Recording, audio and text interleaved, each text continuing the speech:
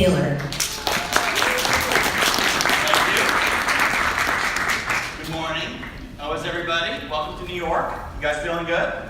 Yeah? Okay. Well, I'm very pleased to welcome you all here to our event today, where we'll be focused on bringing Ryzen Pro for commercial client computing, as well as some fantastic updates on our Radeon Pro professional graphics products to the market, joined by our global OEM partners, our strategic system integrator partners, as well as a wide range of end-user market applications, customers for Ryzen Pro technology in the market, as well as Radeon Pro. Really fantastic and very appreciative of our partners that are here with us today. My big thanks to all the members of the press and the industry analysts who are here with us, traveling from all over the world. We know we've been on quite a journey together this year with perhaps a record pace of product introductions in 2017. Thank you so much for being here with us, and to all of our partners who are here. So let's get started. I'll talk about the day that we have lined up for you. Really pleased that we'll kick things off here in just a moment with Mr. Jim Anderson, who leads our computing and graphics business. More on Jim in just a moment.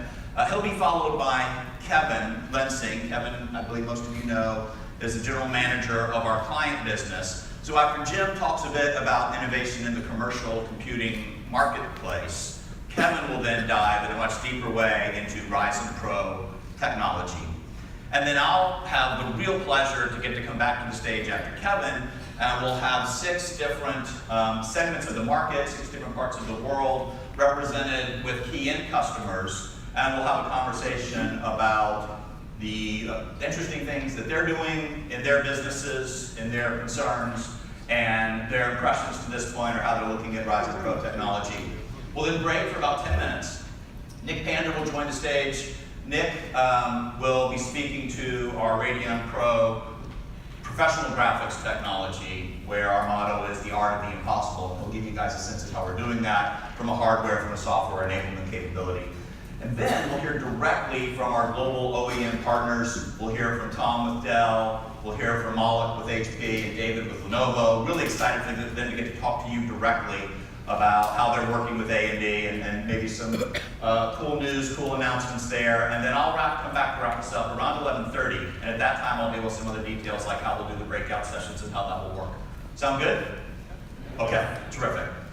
Quick reminder specifically for our press and industry analysts. You know, we try to structure these in a way that they are friendly to you for the amazing amount of work that you guys have to do in filing stories and research notes, and so that you're not, competing with paying attention and the meetings you'd like to have with feeling like you're on a hard deadline. Sometimes maybe I've been guilty of putting too many embargoes into these things, and you guys have let me know that, and we'll see. Try to keep it simple this time. So just one embargo guideline. This lets you kind of be focused today, take notes, that type of thing, but have until August 31st at 9 a.m. Eastern Daylight Time to be able to file those stories, put those research notes out there. Okay, so that's for our press and analyst friends. Now I'll transition to bringing Jim to the stage. I met Jim at COMPUTATIONAL in 2015, and I had some sense, as did others at AMD, that we had great new things coming, things that we've been incubating for some time were going to be pretty exciting in the marketplace. But I really didn't have a sense immediately until I got to work with Jim, just what a profound effect he was going to have on the business.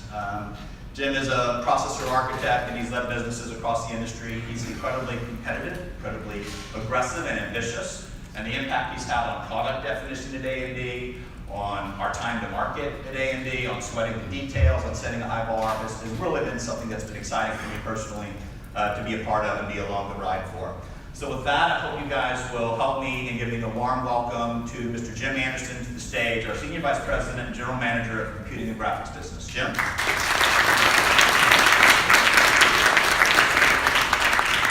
The only time JT ever says anything really nice about me is at one of his events. Hey, thank you everybody for being with us here today. We really appreciate the support. I want to say a special thank you to our customers and partners that are with us here today. We really appreciate that. Thanks for all the great support. As JT said, we've got a great day lined up for you guys today. So we've got a really good sessions in the morning and the afternoon. And then this evening we got the Yankees game as well. Actually JT and the team have prearranged for the Yankees to win tonight. So I don't know how they did that, but in New York, anything's possible. So actually, how many Yankees fans do we have in the audience? All right, JT, I think you got to do that. Sorry about that. I didn't realize that. Okay, we probably have more Cleveland fans. I know there's one Cleveland fan, right? So, oh, okay. Pat's a Cleveland fan too. All right. So, but Yankees, sorry, Yankees are going to win tonight. So, anyway. Hey, so I joined AMD about, about a little over 2 years ago. And the reason that I joined AMD was because I really felt like AMD was getting back to its roots. And I think AMD's roots are really in high-performance computing, in high-performance graphics computing, and in high-performance x86 computing.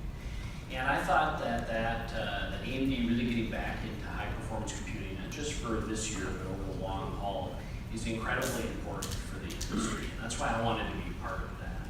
And the reason that that's important for the industry is because that helps drive innovation across the entire industry.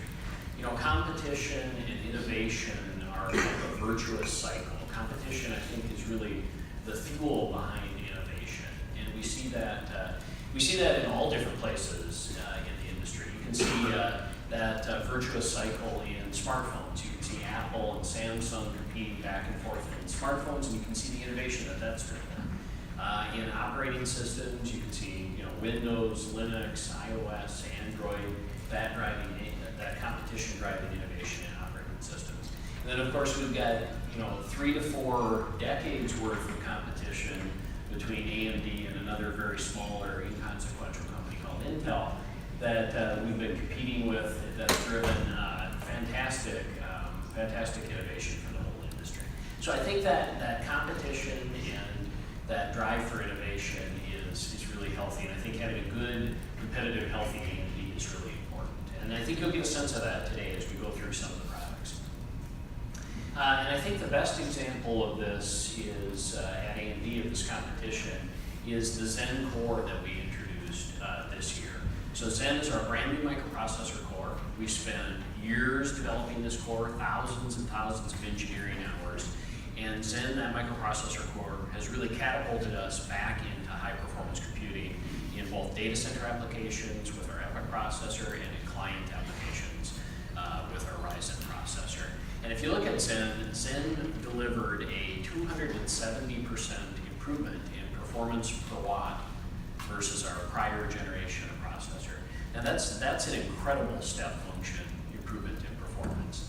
I've been in high-performance processors kind of my whole career, and if you look at the history of computing, that sort of leap forward in one generation, that's pretty unprecedented in the computing industry.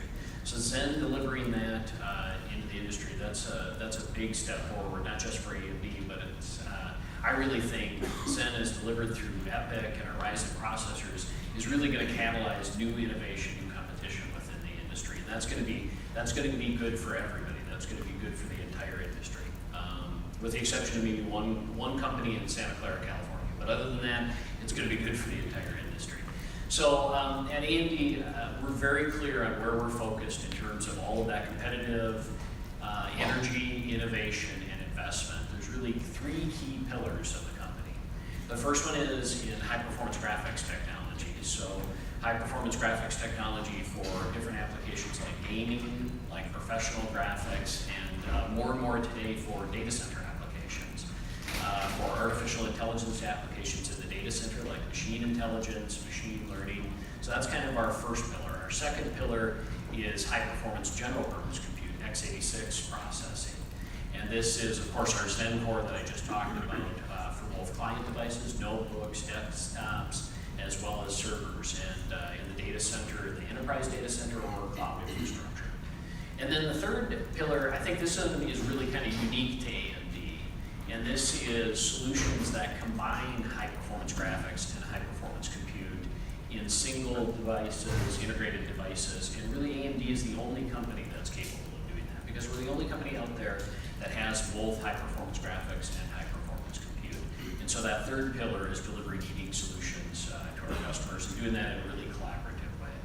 And so these are really the three key pillars of our investment, our innovation. That's where all our competitive energy is focused. And that's had some really good effects over the last 2-3 years. You've seen our customer momentum really expand significantly over the last couple of years, and expand across really all of our product lines. And we're very proud of not just the expansion in breadth and depth with our customers, but really the collaborative partnerships that we build with our customers. So whether it's custom processors for Sony PlayStation or Microsoft Xbox, or it's discrete graphics processors or x86 processors for notebooks, desktops, servers, etc.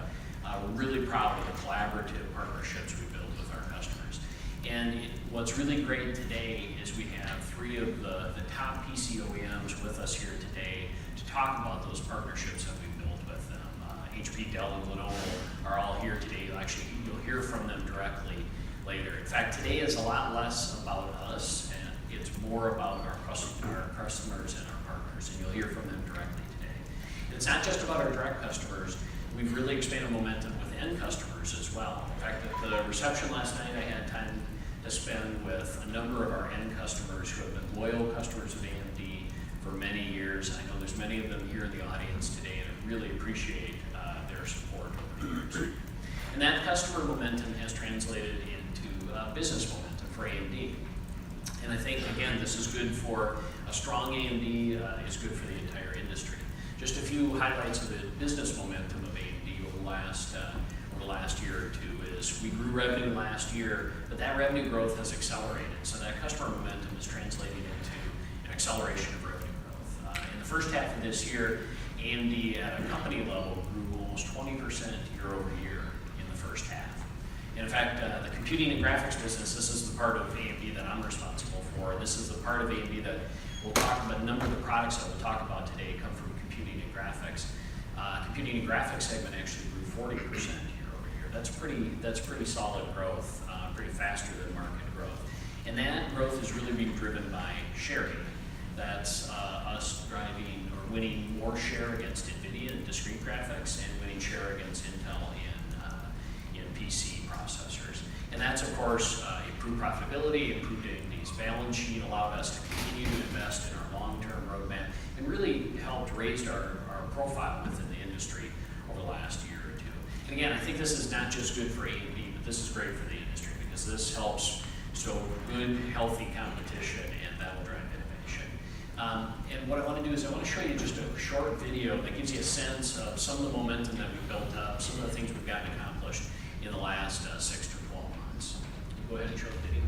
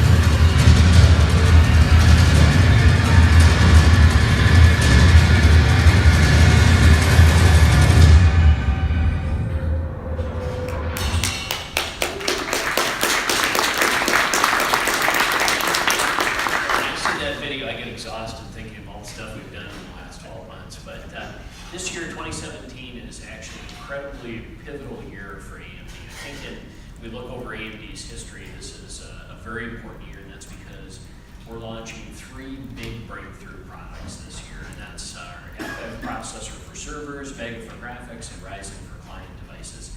Actually, just one of these products in any one single year would be a big event for AMD, but the fact that we're launching all three of these breakthrough products in the same year is really quite a milestone for the company.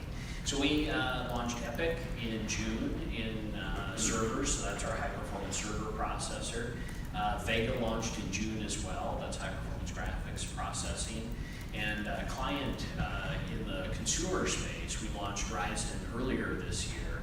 And then today is the official commercial launch of Ryzen Pro with our OEM partners today.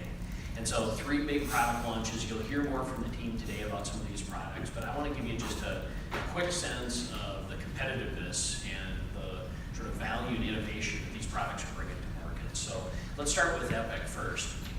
So EPYC is our server processor, again, based on that Zen core I talked about earlier, and targeting both 2-socket and 1-socket servers. And EPYC is bringing really a disruptive amount of performance and capability to the marketplace in 2-socket and 1-socket servers. If you look at EPYC versus our competition, we're bringing more cores to the market, more threads to the market, more I/O capacity, more memory capacity, more performance, better performance per block versus our competition in a 2-socket server. And if you stack up, if you take all the different versions of EPYC and you stack them up versus their nearest competitor in terms of Intel processor at about the same price, we're delivering more performance, more capability at every single price point. So this is, I think, a really fundamental step in terms of the amount of performance that we're bringing to the data center in 2-socket. But in 1-socket, it's actually even a bigger step forward or even more disruptive because the EPYC processor, because of its additional I/O capacity, memory capacity, is actually even more disruptive in a 1-socket server. In fact, a 1-socket EPYC server outperforms many of Intel's 2-socket server offerings. So with one EPYC processor, you're replacing a lot of Intel 2-socket servers. And what that means is, that means lower capital costs, lower OpEx, lower performance, and better overall TCO. So EPYC is really a breakthrough for us, really a breakthrough product in the data center, and we're really proud of this product. We launched this, as I said, in June. We had great support from our customers, HP Enterprise, Dell, Baidu, Microsoft Azure were all there with us on stage for the launch. So that's our first big product launch of this year. The other one is Vega. And Vega is our new high-end graphics processor. And this puts us in very high-performance graphics processing applications. So we'll use Vega in gaming applications, in professional graphics, or so for professional workstations. You'll hear more about that today. And more in data center applications as well for machine intelligence and machine learning. Actually, this version, this Radeon Pro card, the WX9100, which is based on Vega, is delivering more than 2x the performance of the prior generation of the card that we had. More memory bandwidth, and actually if you look at performance per watt, it's 2.6x versus the prior generation. So again, here with Vega, just like with Zen, a step function improvement in the performance we're delivering to the market. And you'll hear a lot more from the team about this later today. And then the third big product launch this year is Ryzen. And Ryzen is based on that same great Zen core that I talked about at the beginning, the same great high-performance core that's used in EPYC processors. We introduced Ryzen first in the consumer desktop segment at the beginning of this year in March, and it's had really phenomenal reception in the marketplace. The amount of reviews, the sales have been incredibly strong, and we've already started to gain share with Ryzen against our competitor here. And so that's in the consumer space, but today is, as I said before, the official launch of Ryzen Pro, which is the commercial version of Ryzen. This is the version of Ryzen that we built specifically for public sector, for enterprise, for commercial users. But it brings that same incredible level of performance, disruptive level of performance that we've already introduced for consumers, now it brings it to commercial. And you'll hear a lot more from the team about Ryzen Pro processor, but I wanted to show you just one comparison to give you just a sense of the competitiveness of this product. If you look at the Ryzen 5 Pro 1600, so this is one of our multiple Ryzen processors, and you compare that against the Intel processor that's at about the same price. So this is the Intel i5 7500. The 7500 is a pretty common processor used in commercial applications. What you'll find is that we're delivering 50% better performance, multi-threaded performance at the same price point. And this is just one example. You'll hear more examples from the team later, but that's an incredible amount of disruptive performance that we're bringing to the market. That translates directly into productivity. So that means the employee can finish their task faster or can multitask and accomplish more in parallel. So directly into productivity, directly into the bottom line. So this is Ryzen Pro. We're very, very proud of this today. You'll hear more from us, but more importantly, you'll hear from our customers. As I said before, today is more about hearing from our customers and partners than from us. You'll hear from Dell, Lenovo, and HP about the Ryzen and Ryzen Pro systems that we're bringing to market for commercial. And this is, I want to make sure people understand how big a milestone this is for AMD. For AMD to have all 3 of the top PC OEMs on stage with us talking about our Ryzen Pro-based systems for the commercial market is a big milestone in the company's history. And I want to say special thanks to each one of our 3 OEM partners for the great collaborative partnership and the great support they've given us. And you'll hear more from them later today. I also want to say thank you to some of our other partners, to Main Gearbox and Velocity. Actually, their systems back in the demo area from them you can see based on Ryzen. They've been fantastic partners as well. Really innovative systems. I think you should definitely try to check out those systems. But thank you to all of our partners, all of our customers that have supported us. And there's one last thought I want to leave you with before I hand it off to the team. And so I've talked a lot about the products this year for Epic and Vega and Ryzen and how this is a pivotal year in 2017 for AMD. But what's even more important is the long-term and multi-generational roadmap that we have behind us. We have a very, very competitive, aggressive, innovative roadmap lined up behind these initial product generations. So it's not just about this year, we have a multi-generational roadmap behind this. And just if you take Epic and Ryzen for an example, they're based, Epic and Ryzen are both based on the initial Zen core that we're launching this year. But Zen 2 and Zen 3 have already been in development for years. They are in deep development and they are hot on the heels of Zen 1. And so we have a very competitive, innovative roadmap of follow-on Zen cores that are deep in engineering development. They're targeted at the industry's latest generation process technology, 7-nanometer process technology node.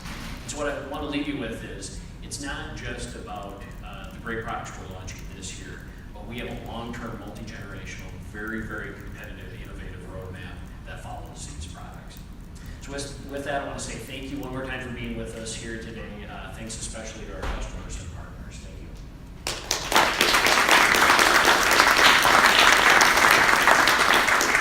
Now I want to welcome Kevin Lensing on stage. He's the head of our client compute, and he's going to talk more about Ryzen Pro. Thanks, Jim. All right. Good morning, everyone. So I have the pleasure to talk to you guys a little bit more about Ryzen Pro for desktops. So let's jump right in. So as Jim mentioned, the whole purpose of what we've done with the Zen core, with our new product lines, is to bring innovation and competition back to high-performance computing. So we've said this over and over again. Some of you have been at our multiple and maybe exhausting number of launches throughout the year, maybe kind of getting exhausted at hearing this pitch, but really, it's important to AMD that we become competitive for obvious reasons, but really, the industry is stagnated in many ways with the types of products and the incrementalism of each generation of products we're seeing from our competitor. So it's important not just for us to innovate, but for us to sort of reset expectations for what our OEM partners and our end consumers should expect at a given price point from their computer, from their processor. Because if you look at 5 years of Intel dominance in the high performance space, you've seen over the course of 3 or 4 years the exact same stratification of the market. Everybody who knows about processors knows that an i3 is a 2-core 4-thread, an i5 is a 4-core 4-thread, and an i7 is a 4-core 8-thread, and then you get a little faster every year. That certainly doesn't meet the spirit of what this industry was founded on. This industry was founded on doubling your performance every 18 months at the same price through a phenomenal pace of innovation at the process technology and design level. That just wasn't happening. And we're partly to blame for that by not, as Jim said, we were not at our core values several years ago of bringing competition to high-performance computing. As we did that, we see the market change and we can force some disruption, not just adding value to you through our products, but also through maybe getting our competition to be a little bit more aggressive. So let's do a little bit more recap of what we've done so far. So we are basically through our consumer launch sequence for the desktop products. So we launched Ryzen 7 in March, we launched Ryzen 5 in April, we launched Ryzen 3 in July. So the onslaught of the Ryzen processors in consumer desktop is kind of complete. We also just recently, earlier this month, you might have noticed we launched a product called Ryzen Threadripper. And that is for the high-end desktop market, for really the true cream of the crop, fastest desktop processor on the planet. Very proud to have taken that crown, and very symbolic for us in many ways to now have the fastest desktop processor on the planet, and that product's called Ryzen Threadripper. And today we're talking about Ryzen Pro for commercial desktop, and that's where I'll spend the most of my time during this presentation. But a lot of what we're asking those of you in the audience to do, whether you're press or analysts or OEMs or end customers, is to believe in AMD in the high performance space, to believe that we're relevant and to take a risk with us, because there's a dominant market player out there and it's probably lower risk for most of you in the audience to choose them.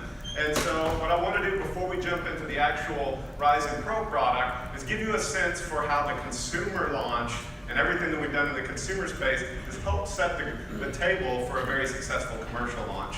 So here's a bar chart kind of stacking up the full range of AMD processors from, you see at the bottom, our Ryzen 3 product, and then Ryzen 5, Ryzen 7, at the top Ryzen Threadripper.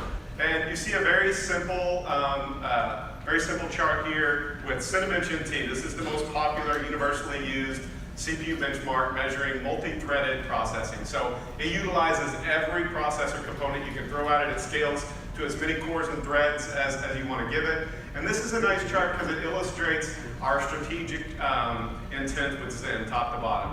Our strategic intent was to disrupt the expectations for the number of cores and threads that's offered at any given price point. So you see every one of these bars labeled with two things. One is how many more cores or threads we brought to the table versus the direct competitor, the nearest price point competitor. And you also see what that translated to in terms of CPU throughput.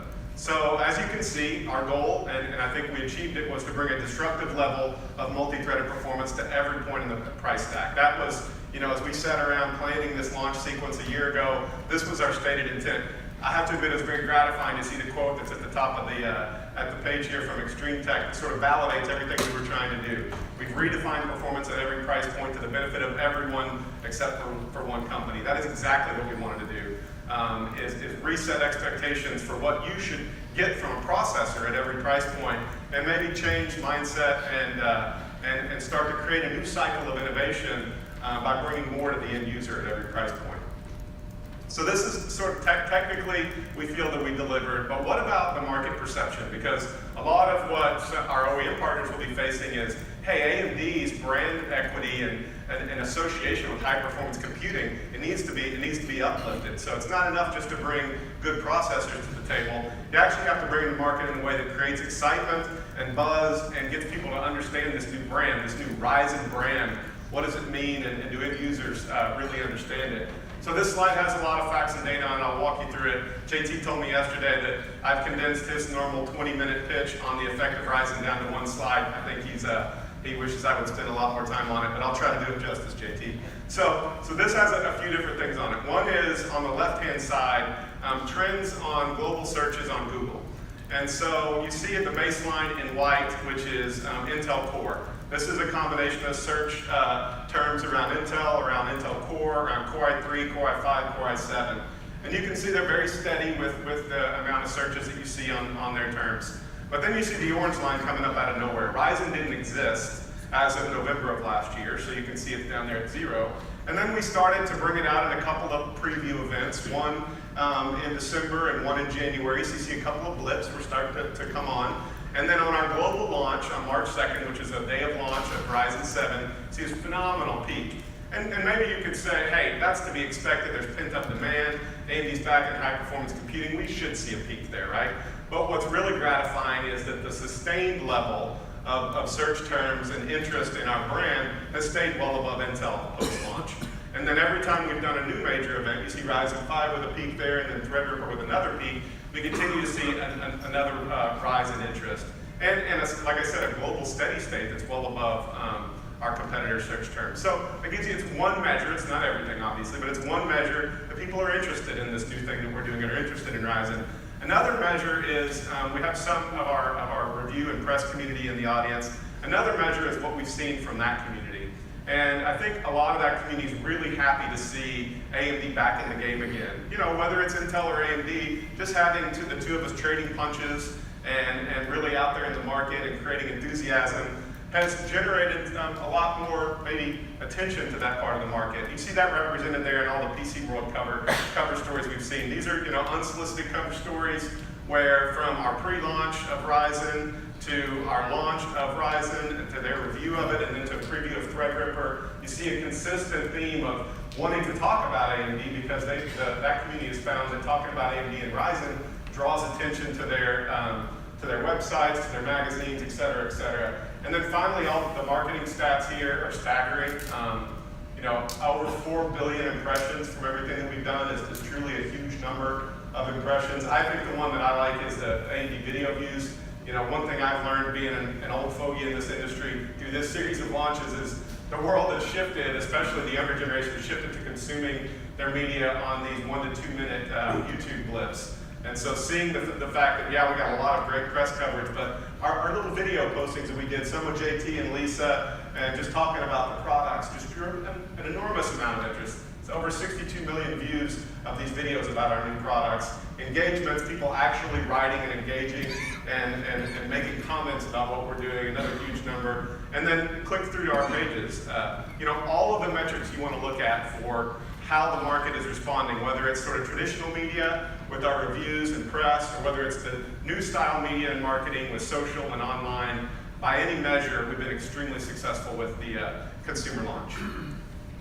So now moving on into the pro side. So hopefully that gives you a feel for, hey, maybe AMD's got their, starting to get back on their game on the consumer side. So now what are we doing on the commercial side? So we look at what's happening in the commercial, especially commercial desktop, is that the need for more computing and more aggressive applications is growing.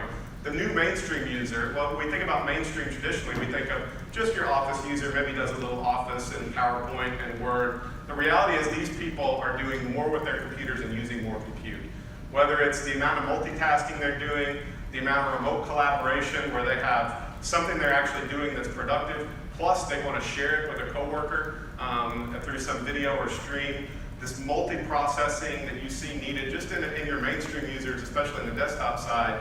You know, we've got workloads like VR coming, and they're going to become more important. Consuming basic VR in the commercial space is important. And then if you go to the power user, the need for computers is just exploding. Whether you have, you know, software developers, scientific applications, especially around the emergence of video as the new medium. You know, working with video, rendering scenes, and managing video is an enormous workload and one that's perfect for high performance computing. So we see these things evolving, we see the needs of these users evolving, and again that dovetails with what I said earlier is let's bring more to these users, let's disrupt what they expect at every price point and deliver more. A little bit more about some of those power users. We grabbed a couple of quotes here about what these people are experiencing, and basically what it summarizes is for people who are doing heavy computational workloads, they find that they're very serially integrated. So to do a heavy workload requires that you be away from your computer because you have to tie up your computer to execute that workload.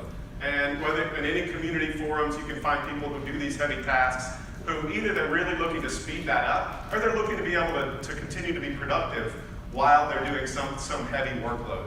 So what we thought about was how do we take what we've developed with Ryzen and solve some of the problems of today's power users in the commercial space. And that's what led to Ryzen Pro. So I'm going to talk to you about Ryzen Pro, and it's just very simple value proposition that delivers to those end user needs. And it really is just 3 simple words that summarize what we want to do with Ryzen Pro.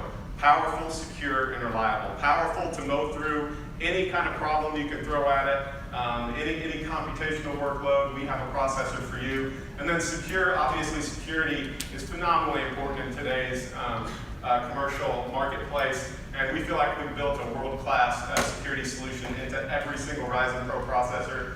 And then assurances for the modern workplace. Reliability assurances and knowing that you have a great piece of silicon that will last a long time is a big part of what we've delivered with Ryzen Pro. So let's jump right in and talk about powerful. So why is Ryzen Pro powerful? So first of all, this is the first ever commercial desktop processor that's delivered 8 cores and 16 threads. So that doubles the number of multi-thread CPU resources that we bring to the table compared to the top of our competitor stack. It's a 4-core 8-thread. So I'll talk to you about why that's interesting. Why do you care about having more cores and threads? I'll talk to you about that in a moment. Really fast speeds up to 3.7, the most combination of L2 and L3 cache that's ever been delivered in a commercial processor. And then if you followed our launch, you know that a big part of the way we talk about our Zen technologies is through a set of technologies we call SenseMI. So I'll talk to you a little bit about that in a moment. And then sort of as a general statement about when you put a wrapper around all that, what does it do for you? Well, it delivers, you know, in some places 60% plus more multi-threaded performance than anything you can get from the competitor in this solution space. So a little bit more about SenseMI. SenseMI really, Jim talked about 270% performance per watt generational increase in the Zen core. What we tried to do with this SenseMI technology is take all the wonderful things that our engineering team delivered and find a way to explain it to any level of our market and channel in a way that they can understand why Zen is cool. So when you walk into to a customer and you say, hey, I've heard something about this Ryzen thing, about this new Zen core, so what is it? So this sort of is a simple summary of the key technologies in Zen. What we did around the boost technology that lets it really measure, there's hundreds of sensors on this processor that measures what's happening and the speeds, the applications that you're using, and the amount of heat being generated on the processor, and automatically tunes the power and the performance to the exact needs of your application. That's the combination of precision boost on the left and pure power on the right. Those two really work in concert with all these sensors on the die to understand your needs and deliver to it exactly. And then extended frequency range just says, hey, if you happen to have more thermal capability in your solution than our processor needs, then hey, I'll boost my frequency even higher than the stated maximum boost as long as your thermal solution is capable of it. So this is automatic. This is not manual overclocking. You're not giving your commercial users a tool to go get into BIOS and change frequencies. This just automatically senses if you have enough thermal capacity and gives you a little extra boost in frequency. Then finally, neural net and smart prefetch. This is the guts of the algorithm, of the technology, the design technology of Zen. Neural net prediction it's actually real machine intelligence. There's actually artificial intelligence algorithms in the Zen core design that looks at what your application is doing and predicts what it might do next. And then on the other side is on the data side, which is, okay, I see what you're doing, I see what data you're processing in the application. There's other live data, I'm gonna try to grab it and predict that you're gonna use it and bring it closer to the processor. So all these things are core to the way Zen is delivered in market. And if you ask, well, how did we get to that 270% performance per watt in one generation? This is how we do it. The nice thing about this is you can write a white paper about this and get into every level of detail about SenseMI, or you can just explain to people at a top level, hey, this is just adaptive technology that's inside Zen that makes it a smarter core. And it really is a simple way to explain it. So now into the actual performance. So this is a complicated chart, one that I like, that summarizes for our Ryzen 7 Pro versus Core i7 across any number of benchmarks how competitive the Ryzen processor is. So you see any number of benchmarks, hopefully you see some in here that are relevant to the way you see the commercial marketplace. We tried to pick any number. Benchmarks are tricky, as you all know, and so we picked the ones that we think are most relevant in commercial. You even see on here Sysmark. Sysmark is a benchmark that AMD doesn't promote, and for a very good reason. It's a benchmark that is heavily optimized for our competitor. But we wanted to include it to show that, hey, even on benchmarks that are heavily optimized for our competitor, that frankly they have to carry a legal disclaimer explaining that it's optimized for their architecture. Even on that benchmark that is sort of owned by our competitor, we actually compete very, very well. And then if you get to any benchmark that uses our core and thread advantage, you see these phenomenal wins. So anytime the gray line is inside the orange line, that's a win for AMD. So you see huge wins across CPU-Z, Passmark, SpecViewPerf, TrueCrypt, any number of workloads and relevant benchmarks that you might see. Frankly, it's been a very long time since AMD's been able to stand here and say, hey, pick your benchmark across the entire universe of relevant CPU benchmarks. You're going to find that either we're neck and neck with Intel if it's very single-threaded, or we blow them away if it's a multi-threaded benchmark. And that doesn't just stand for i7. Here's the same chart, now picking our Ryzen 5, our highest-end Ryzen 5, which is a 6-core 6-thread against Intel's Core i5. You see here that the domination is even more pronounced, so the gray lines are even more contracted towards the middle. And that's because our thread count advantage here is actually triple. You can see we have 6 cores and 12 threads versus their 4-core 4-thread. So really amazing wins and bringing truly disruptive amount of cores and threads to that mainstream segment. This is where the highest volume sits in the commercial business. And so this is where we wanted to train our guns and deliver the biggest possible win. So benchmarks are interesting, but oftentimes when I present to a commercial audience, they say, okay, help me put that in terms that can help me sell processors. That help me describe to an end user what these cores and threads mean. Take it away from benchmarks, let's talk about applications. Okay, great. So let's start with general office productivity. So whether you're talking about Microsoft Office or simple things like mild Photoshop editing or 7-zip compression, we tried to pick a series of applications that are sort of relevant for your average mainstream commercial user. And we created sort of a script of doing simple things across all these different workloads. You'll see that script, by the way, in the demo room this afternoon or if you have in the breakout. And message here is versus Intel, neck and neck. General office productivity, it's basically a wash. Frankly, most mainstream processors kind of overflow these workloads. These workloads don't require huge, heavy compute. So main message is, hey, basic office productivity, neck and neck. Our processor and theirs, both great for the job. But where the story starts to change is if you move the playing field away from simple office productivity and into heavy computational workloads.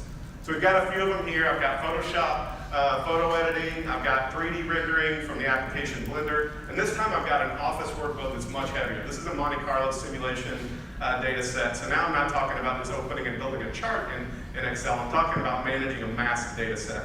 So when you put these kind of workloads in to measure with what Ryzen Pro can do, here's where you see where we shine. All those extra cores and threads at every price point delivers huge advantages at every spot in the lineup from Core i7, Core i5, Core i3 versus Ryzen 7, Ryzen 5, Ryzen 3. This is why we built the processor and positioned it the way we did, is to deliver for those. Remember back to our pre-supposition. Our supposition is, hey, the modern commercial user is getting more sophisticated in what they're doing and in their workloads.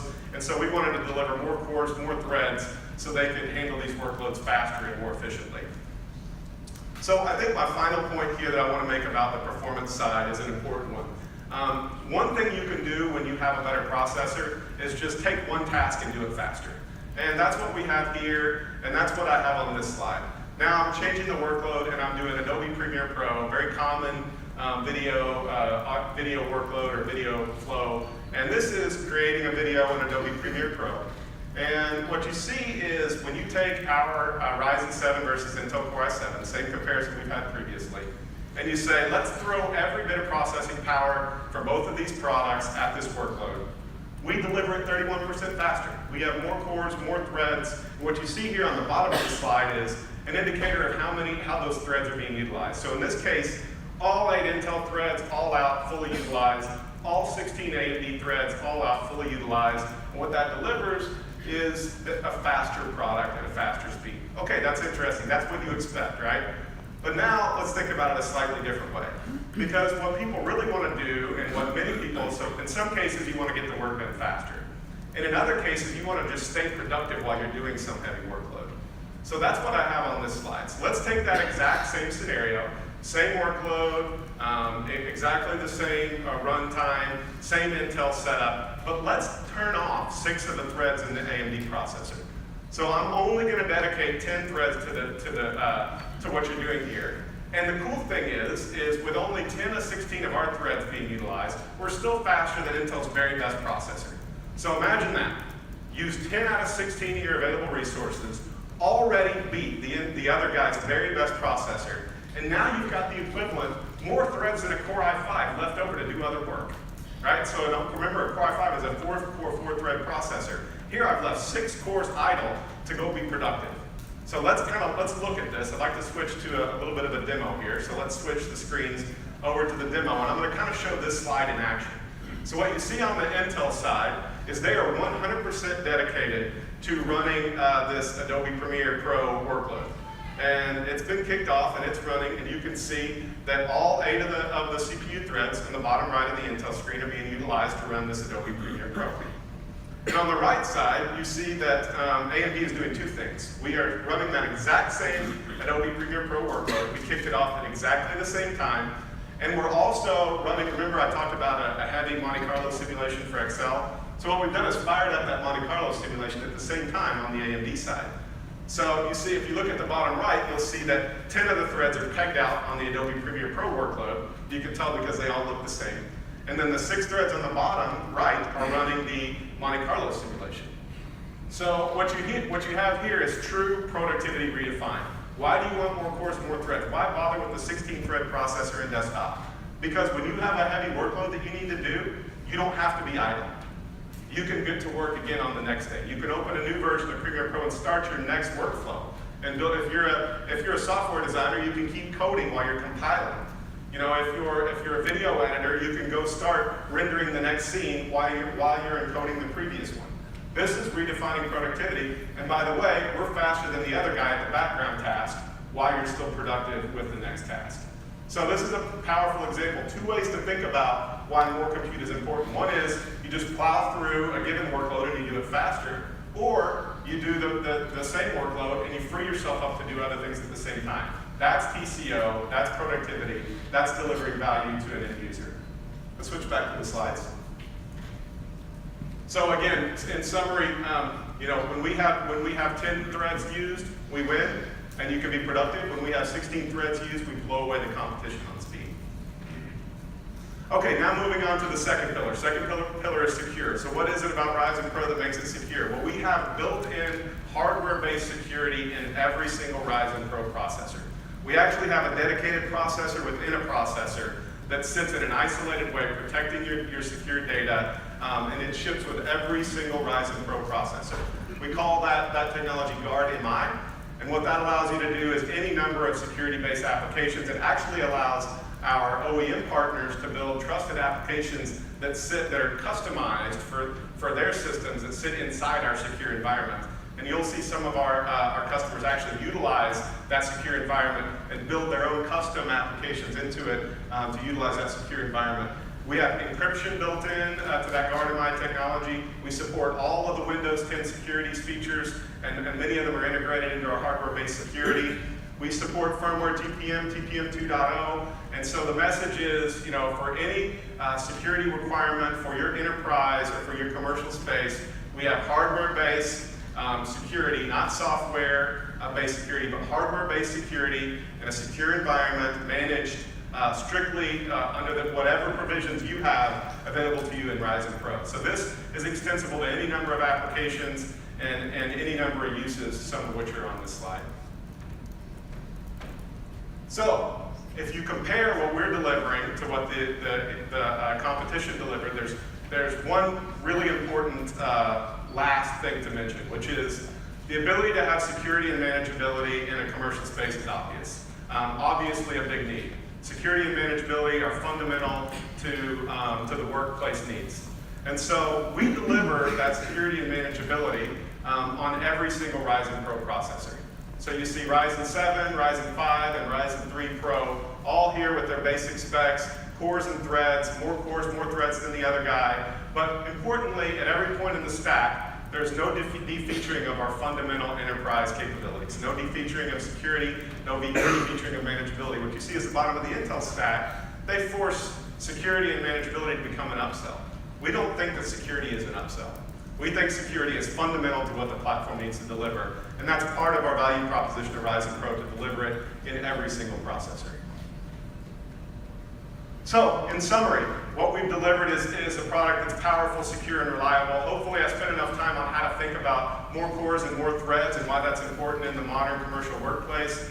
It's secure at every level, state-of-the-art security, fundamentally in the hardware. It's reliable. We have enterprise class features not just at the top of the stack, but across the entire stack, top to bottom, in every Ryzen processor. So before I wrap, I thought I'd mention one more thing. At the beginning of the presentation, I talked about Ryzen Threadripper. Some of you may know about Ryzen Threadripper. For those that know, this is our monster 16-core 32-thread processor that we launched on August 10th. And while we launched it into the consumer space, and it's really did exactly what we expected it to do, which is be delivered as the fastest desktop processor on the planet. It's also really interesting for when that cores and thread story is really critical for, say, a workstation user. And so there's a chart there on the right from Tom's Hardware. It's difficult to see, I apologize for the small text, where they're actually running spec WPC, which is a workstation version of the spec benchmark. And you can see the Ryzen Threadripper product in the red and the pink there, completely outclassing any processor that Tom's has ever measured on this workload. So whether you're a hardcore desktop consumer user who happens to be in our audience, you're going to want one of these Threadrippers. Or for a workstation, we have some examples in our demo room that you're going to see from some of our system integrator partners for what Ryzen Threadripper can do in a workstation environment. So this is sort of our cherry on top of the Ryzen experience is if you need the very, very most horsepower, we have something for you at Ryzen Threadripper. So with that, I'm going to wrap and I'm going to hand it back to JT to head into the panel. Thank you very much.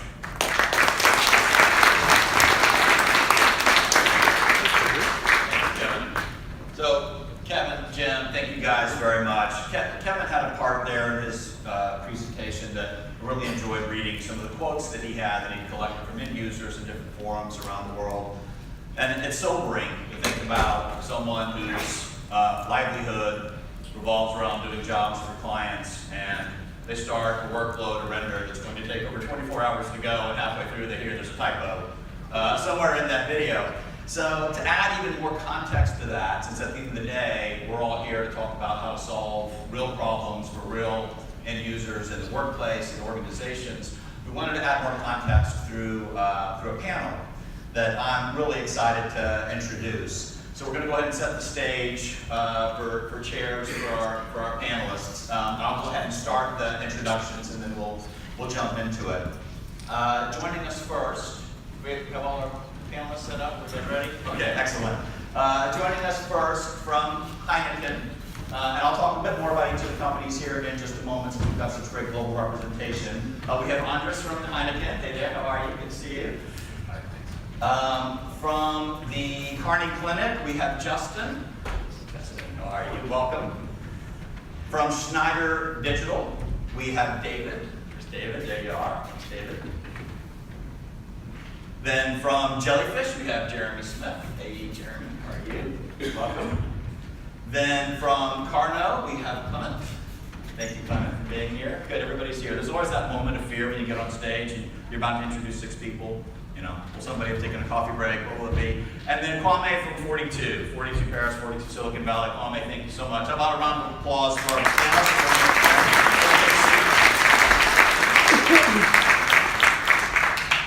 Okay, I'll start with you, Andres. We'll talk a little bit about Heineken. I think Heineken is probably a brand that everybody in this room knows, certainly well known in my household and in various AMD circles. Independent, #1 in Europe, I think #2 worldwide.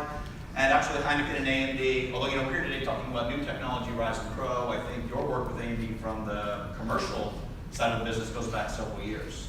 Maybe you could talk a little bit about your experiences working with AMD, how you began to think a little different about bringing AMD into the Heineken enterprise. Sure. Thank you very much for the invitation. Yeah, so 4 years ago, we faced a situation that the Windows XP were running out of support. And in Mexico, that is our largest operation, Heineken worldwide, we had around 2,500 computers that couldn't support the upgrade.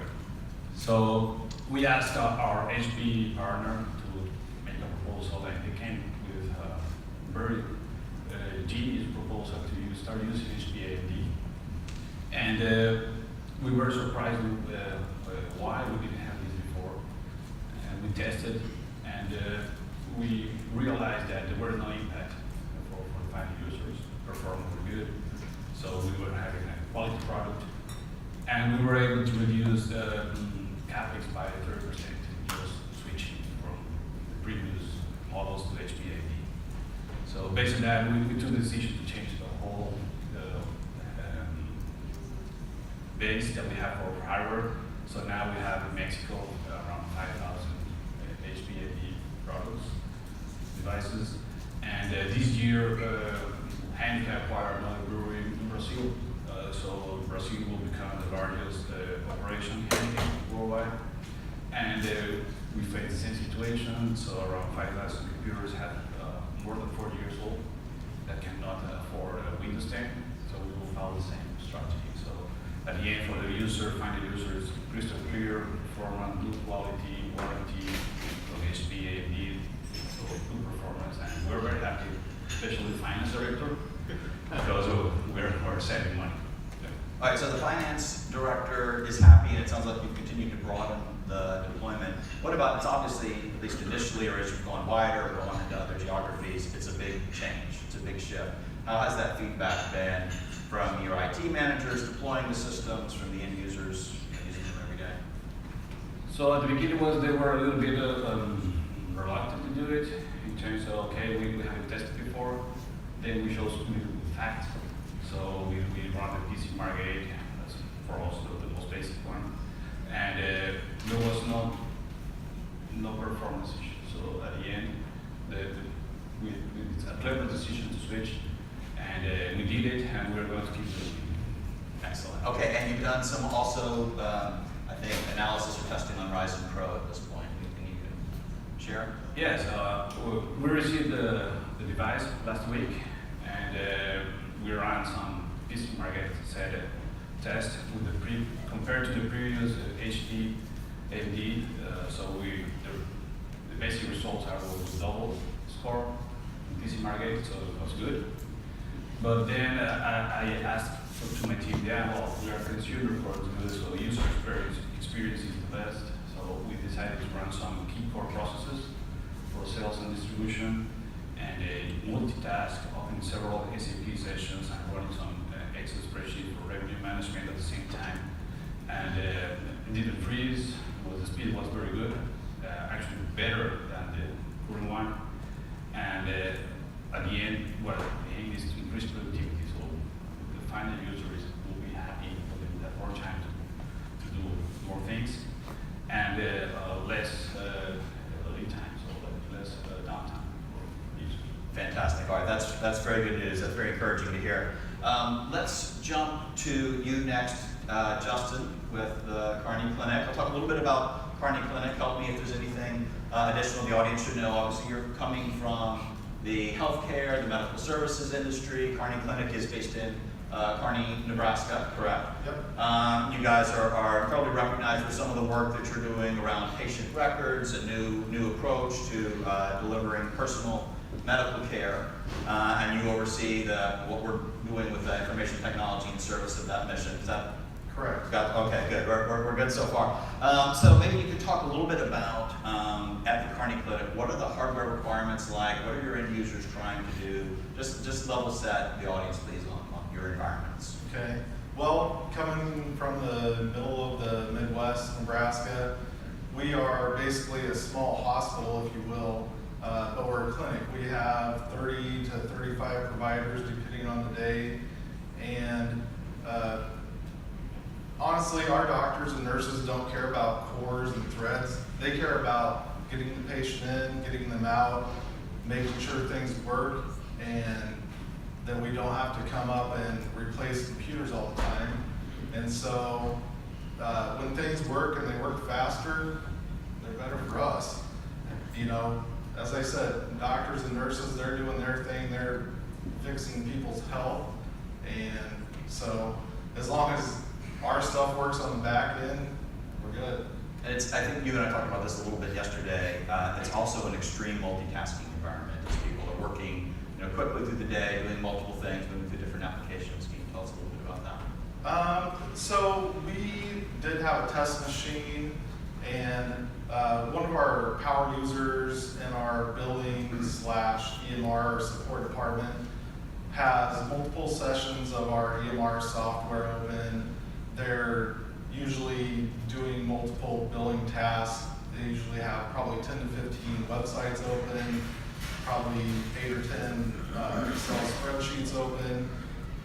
And as long as they can move back and forth, they usually have 2 screens. They're moving back and forth all the time. They're on the phone, they're working the whole time. And as long as they can go back and forth and, you don't get the blue screen of death and things aren't working correctly, they're happy. So for them, as long as things are going smoothly and working, that's what they like. Okay, and this was someone using a Ryzen Pro Yes. system as part of that test, and how was their feedback to that? Good and bad. Okay, please expand. The good part, so they got to test this machine for about 2 weeks, and then we had to send it back about a week ago, and that was the bad part. They want one of these machines back. I mean, like I said, you can talk about all the statistics you want, but if they are able to do their work faster and things don't break down, they're happy. Excellent. Okay, that's very good news. We're happy to hear that. A little sort of pause there, but that's very good news. Okay, so David, let's come to you next with Schneider Digital. David, you also have demanding sort of end users that you're thinking about as your company is building very high-end workstations for a wide range of the industry. Maybe talk just a little bit about who are the kinds of customers or industry segments that Schneider Digital is building high-end product for. Yeah, of course. We're building high-quality workstations for mostly automotive, going for high customers, using multiple systems, using multiple applications, and having a high demand on multi-threaded and very secure reliability. Excellent. Okay, and so let's talk a little bit about why Kevin really unpacked, I thought, in a significant way, the bet that AMD made on multi-threaded. Yes, there's still some software that some of us run every day that might still be lightly threaded, but for the most part in your environments, it is all about multi-threaded heavy-duty work. It is very good. Yeah, talk a little bit about that and why that matters and why having more cores and threads is significant. Yeah, sure. Basically, the most of automotive uses one application, which is Automotive Thread Pro, which we have in display as well, the demo booth above there. And it is highly multi-threaded application. It needs more threads, it needs as much as it can get. Basically, if it has more threads, it can work faster, you can work more smoothly. Having the Sense MI feature is very important for us, as well as the Guardian MI feature. Being able to have your project get ready, get rendering done, and basically can start on the next project. I can import the next system, can put it up, can do purchase on it, and can wait until the project is finished. Just improves the overall productivity. And you mentioned that automotive industry is one of your major customers where you have a lot of CAD and engineering and 3D modeling, and I think you also even have a system that you brought that's in our demo area that I think is showing both how you put the hardware together and some of that 3D. Yeah, we have actually in our demo booth out there, we have our pure view system, which is a 3D module with a mirror, and enables you to work straight down 10, 12 hours without getting any headaches, without being affected by the technology. And having the workstation next to it with an AMD Pro processor, and having Autodesk on it enables you to do a huge amount of work in a short amount of time on a very good quality and a very reliable system. It's nothing more worse than working on a big project and having it crashing on you and starting all over again. That's the worst thing that can happen for you and for your customer. Fantastic. Okay, so please do check that out in the demo area for the time we have a little bit later. So Jeremy, let's come to you and Jellyfish Pictures. You can relate, I think, to the same kinds of customers as Schneider Digital, where you're in the filmmaking industry. For those of us who are fans or geeks or nerds, whatever term you like, for example, some of the projects you guys have worked on would be Rogue One, a Star Wars story. Can you talk a little bit about your environment and what you're looking for from computing? Yeah, I mean, first it's great to be here in New York with everyone, so it's great to Glad you're here. yeah, great to be here speaking about AMD Tech.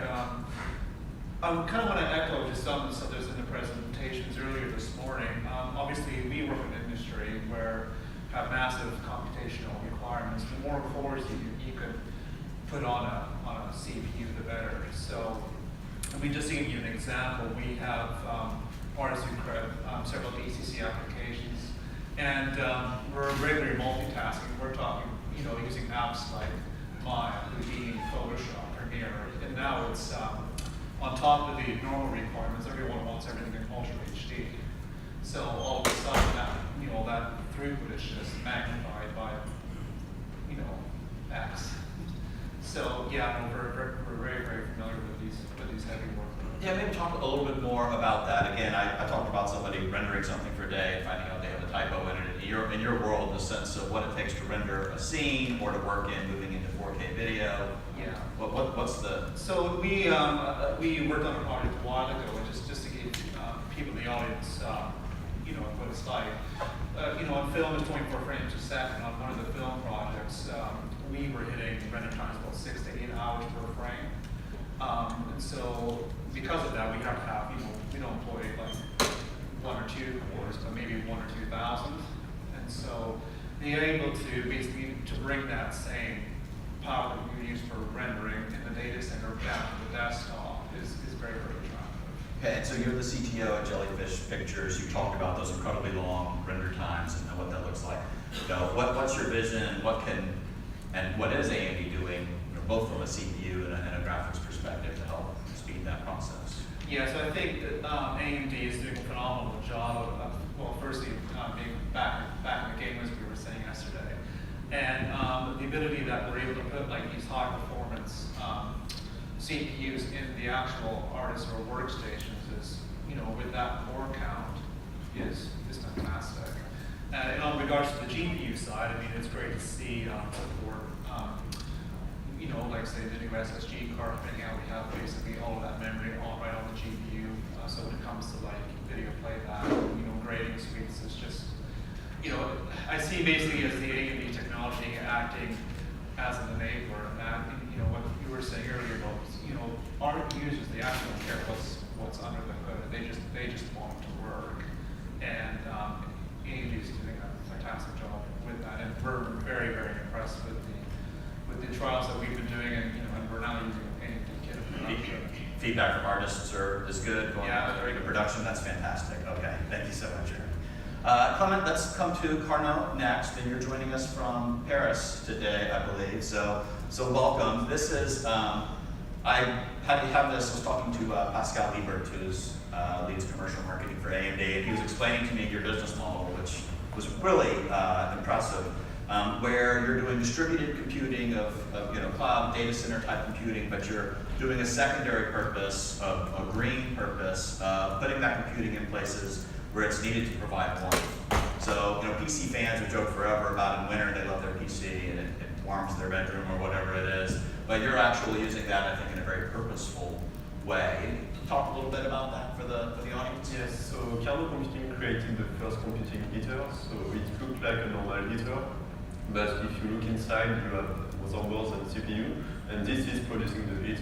So we put this kind of heater in people houses, offices, and for them it's like a normal heater. They can turn it up, can turn it down as they want, and we pay the electricity bill for them. So they get heated for free. And the heater is connected to the internet with optic fiber, so we are able to send in real time computation workload on it. Okay, and your product is called QRAD, which is also in the demo center that you'll be able to check out. Can you talk a little bit about the QRAD product?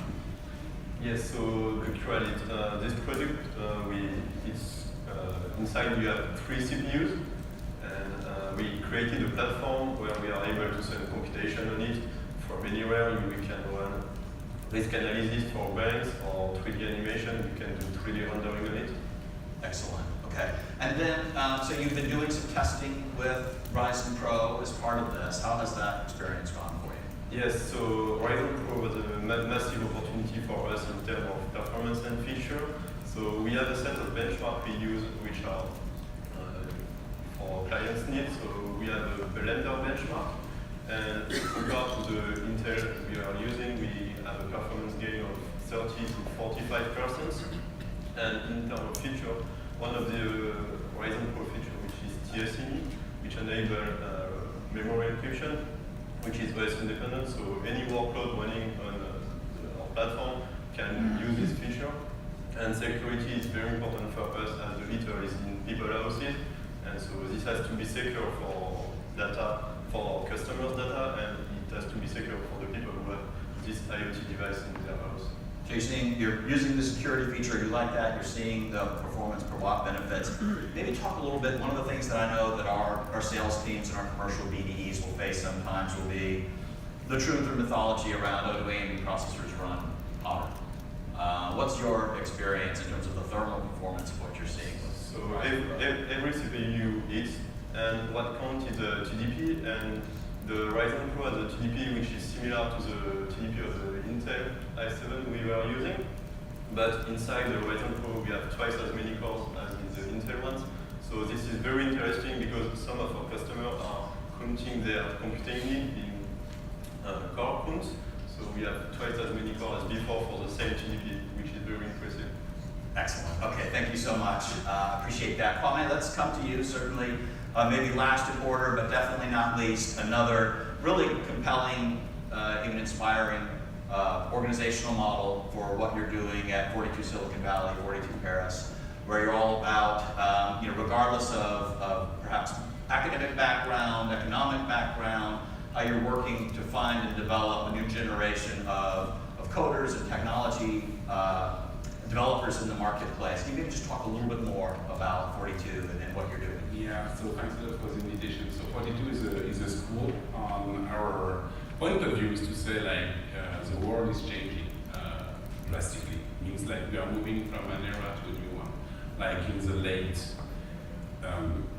beginning of the 19th century, we changed from the agriculture to the industrial era. We are moving now from the industrial era to the digital era. Obviously, in the United States, everyone knows that. Like in 2003, the city of Detroit has collapsed, which is pretty incredible. On the same time, Facebook was valued for $1,000 billion. So means because we are in a new era, we need to have a new way of learning. And that's the point of view of what it is. So from that, we decided to change everything about how to learn, how to teach, how to give knowledge to the students, because now the knowledge is accessible for everyone. And we decided to change a lot of things about it. So that's why 42 is a very special school, because you won't find any teacher, any professor, any lecture, any exams, these kind of things. And so it's a very, very special school. And you have ambitious projects that goes with it. So it's not just the development of the coding skills. Maybe share with the audience the kind of projects that the team. So we have basically it's project-based learning. I said basically, but it's project-based learning. So we can have projects directly in AI. So when I say project for the student in AI, it means we go back from the roots. It means they have to code anything without using any libraries like TensorFlow or Keras, if you know about that. We can have 3D rendering too. That means like Blender, but we start from the roots. We are building Blender back with the students too, so they have a full understanding of what is coding and what is this type of things. So we have decided to go far away by creating a new project, which is super ambitious for us, because we try to explain the composition of the universe. This is the J-Gravity project. Exactly. So this is a J-Gravity project. So the idea is to say there is a model of the composition of the universe. Today, that model is facing a lot of huge problems. It's we don't know what's the composition of the universe at 95%. And there is a new model that has been created by a physicist, a French physicist, that is called the Janus model. When you create a model, you have to create the rendering of that model in the universe. Due to the computational magnitude of that things to do, we do a lot of our new mathematical calculation with super difficult, very high difficult calculation to do. This has to be run right now. We have 1,024 computers running those simulations. But there is a big issue with that. It's so complex that we are what we call network band. Means like the power of the network is not big enough for the transportation of the data we have to compute. And it's where Ryzen was for us something incredible, because Ryzen brings us the capacity plus the GPUs to put inside one computer the power of 100 of those, our normal computing. So because it's inside the same computer, basically it's much more easier to use data from the different GPU cards and this kind of thing, so we can compute a large amount of data on the same time. So you've been looking at Ryzen Pro in more than 1,000 machines. What's the verdict? So the verdict is we have, right now we do the same, so we used to do a computation over a week for 100 computers, and we do that computation for more than 100 computers inside a single one in one day. So it's just huge, it's just huge. So we can really go much further in the creation of that, the rendering of the universe through that new model. Excellent. Okay, that's inspiring. Let's give the panel a round of applause.